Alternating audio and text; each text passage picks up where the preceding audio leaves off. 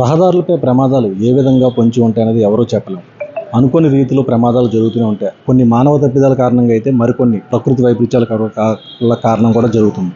అయితే విశాఖ నగరంలోని సీతమ్మధార ప్రాంతంలోని ఏఎంజీ హాస్పిటల్ ఎదుర్కొన్నటువంటి జరిగిన ఘటన నిజంగా ప్రకృతి వైపరీత్యమా లేదా మానవ తప్పిదమా అని కూడా చెప్పలేము. ఎందుకంటే గాలి లేదు, వాన లేదు. కేవలం ఒక చెట్టు కొమ్మ పడి అక్కడికక్కడే ఒక మహిళ దుర్మరణం చెందే పరిస్థితి ఏర్పడింది.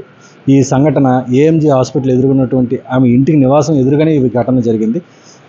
ద్విచక్ర వాహనంపై గుడికి వెళ్ళి వస్తుండగా ఈ ప్రమాదం చోటు చేసుకుంది. నెత్తిపై చెట్టు కొమ్మ పడడంతో అక్కడికక్కడే ఆమె స్పాట్ డెడ్ జరగడం జరిగింది. అయితే కొద్దిసేపటి క్రితమే ఆమె భర్తని విశాఖ రైల్వే స్టేషన్లో దింపి తిరిగి ఇంటికి చేరడం జరిగింది. ఎందుకంటే సాయిబాబా అనే వ్యక్తి ఆమె భర్త పూర్ణిమ, ఎవరైతే బాధితురాలు మరణించారో ఆవిడ పూర్ణిమ భర్తని తుని రైల్వే స్టేషన్కి అంటే తుని పంపించేందుకని చెప్పి రైల్వే స్టేషన్కి వెళ్ళి ట్రైన్ ఎక్కించి తిరిగి ఇంటికి వస్తున్న సందర్భంలోని ఈ ఘటన జరిగింది. అయితే ఈ ఘటన జరిగిన తర్వాత దీనికి సంబంధించి మనతో ఇప్పుడు మాట్లాడేందుకు అదే అపార్ట్మెంట్లో ఉన్నటువంటి వాళ్ళ తోటి నైబర్ ఒకరు ఉన్నారు. చెప్పండి మేడం, అసలు ఈ సంఘటన ఏ విధంగా జరిగింది? నిన్న 11 ఆ టైం అప్పుడు అండి. ఆవిడేమో సీసీ ఫుటేజ్లో మేము కూడా చూసాం. యాక్చువల్గా అందరూ ఎవరింట్లో వాళ్ళ టైంలో పనిలో ఉంటాం కదండి. జస్ట్ నాకు కాల్ వచ్చింది. అక్కడ మా అపార్ట్మెంట్లో పనిచేసిన ఒక ఆవిడ కాల్ చేశారమ్మా, మీ ఫ్లోర్లో ఒక ఆవిడ చనిపోయారని. మేము వెంటనే అర్జెంటుగా నేను వెంటనే కిందకు వచ్చి చూశానంటే ఇక్కడ తెలిసిందనమాట, ఇలాగా 4th ఫ్లోర్ ఆవిడ చనిపోయారని. అసలు చెట్లు అనేవి రహదారుల మీద నిన్న అసలు గాలి లేదు, తుఫాన్ లేదు, ప్రకృతి వైపరీత్యాలు పెద్ద పెద్దవి ఏమి కూడా లేవు. అసలు యాక్చువల్గా తుఫాన్లు వచ్చినప్పుడు కూలిపోసిన చాలా పెద్ద వృక్షం అండి. అది మామూలు వృక్షం అంటే ఒక నిర్లక్ష్యం ఒక మనిషి ప్రాణాన్ని ఎంతగా బలి తీసుకుంది. అసలు యాక్చువల్లీ అక్కడ ట్యూషన్ సెంటర్ కూడా ఉంది. ఎప్పుడు అక్కడ కళాశాలలు కానీ అక్కడ ఆటో డ్రైవర్స్ కానీ చాలామంది ఆ చెట్టు కిందే ఉంటారు. యాక్చువల్గా రీసెంట్గా ఒక 10 days బ్యాకే మొత్తం చెట్లన్నీ కూడా క్లియర్ చేశారు, కొట్టారు. కొట్టినప్పుడు చెట్లు బాగున్నాయా లేవా, వీటి లైఫ్ పీరియడ్ ఏంటి, పెద్ద పాత చెట్లు ఇవి ఎంతవరకు ఉంటాయో అని పర్యవేక్షించాల్సిన బాధ్యత డిపార్ట్మెంట్స్కి ఉంటాయి. వాళ్ళు ఆవి చేయకుండా నిర్లక్ష్యం ఒక ప్రాణం. ఇప్పుడు ఆవిడ ఏజ్ కూడా 40 years లోపు అండి, చిన్న ఏజ్ కదా. ఇప్పుడు వాళ్ళ కుటుంబంలో బాబు ఇంకా జాబ్ ఏమి లేదు, చదువుకుంటున్న పిల్లడు, చిన్నపిల్లడు కుటుంబం. ఇది అక్కడ చిన్నపిల్లలు ఉండుంటాయి ఆ టైంలో.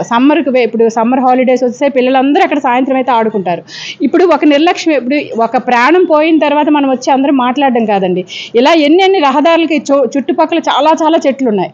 మా సీతంధారనే కాదు, విశాఖపట్నంలో చాలా పురాతన చెట్లు చాలా ఉన్నాయి. వాటిని పర్యవేక్షించి ఎవ్రీ ఇయర్ కూడా సమ్మర్ అయ్యేసరికి ప్రతి చెట్లు ఎందుకంటే క్లియర్ చేస్తారు. ఆ డిపార్ట్మెంట్ పర్యవేక్షించి చెట్లు బాగున్నాయా లేవా, కూలిపోతాయా, కూలిపోయాయా, లేకపోతే పురుగులు పట్టాయా చూడాల్సిన బాధ్యత వాళ్ళకు ఉంటుంది.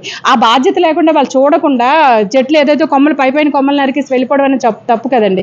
ఈరోజు ఒక నిండు ప్రాణం అసలు స్పాట్లో ఆవిడ కుటుంబంలో ఒక పెద్ద దిక్కు, ఇంట్లో ఒక లేడీ కోల్పోతే ఎంత బాధపడతారండి చెప్పండి.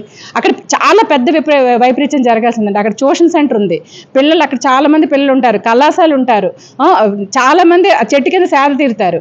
మొన్న రీసెంట్గా 10 days బ్యాక్ అన్ని చెట్లన్నీ చూసినప్పుడు అక్కడ చూడాల్సిన బాధ్యత ఉంది కదా. ఇప్పుడు రోడ్డు మీద తిరుగుతుంటే చెట్టు కూలిపోతుంది అంటే మరి రోడ్డు మీదకి వెళ్లకుండా మేము ఇంట్లో కూర్చొని ఎవరు కూర్చోలేరు కదండి.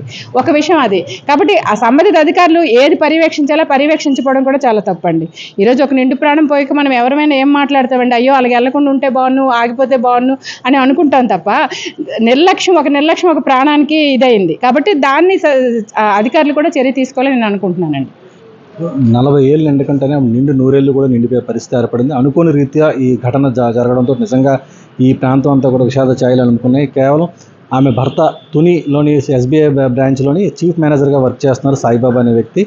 అతన్ని స్టేషన్కి దింపి, అంటే అతను తుని వెళ్ళేందుకు ట్రైన్ ఎక్కించేందుకు వెళ్ళి దింపి తిరిగి ఇంటికి వచ్చి మళ్ళీ తిరిగి గుడికి వెళ్తూ ఈ ఘటన జరిగింది.